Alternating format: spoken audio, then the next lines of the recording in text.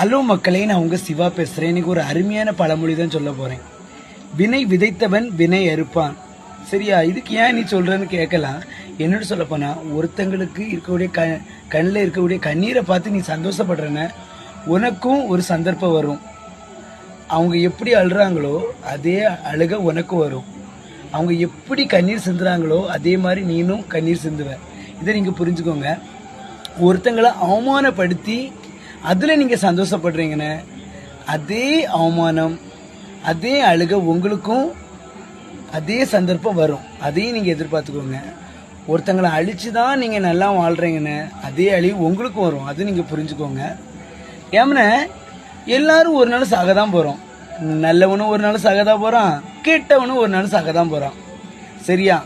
எப்படினாலும் சாம்பலாக போகிறோம், இல்லைன்னா மண்ணோடி மண்ணாக மக்கி போக போகிறோம். இதாங்க உண்மை.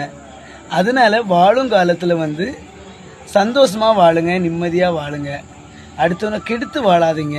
இங்கே உதவி கூட பண்ண வேண்டாம், உபத்திரம் பண்ணாதீங்க. ஒருத்தங்களை அவமானப்படுத்தி தான் நீங்கள் சந்தோஷப்படணும்னா அந்த சந்தோஷம் உங்களுக்கு தேவையே இல்லை. ஆனால் உங்களுக்கும் அந்த சந்தர்ப்பம் வரும். அதை மட்டும் நீங்கள் புரிஞ்சுக்கோங்க. சரியா? இது ஒரு சப்ஸ்கிரைபர் போட சொன்னார், அவங்களுக்காக தான் போடுறேன். சரியா? இது எல்லோருக்கும் இது ரொம்ப அவசியமான ஒன்று. சரியா? அவருக்கு மட்டும் இல்லை, எல்லோருக்கும்.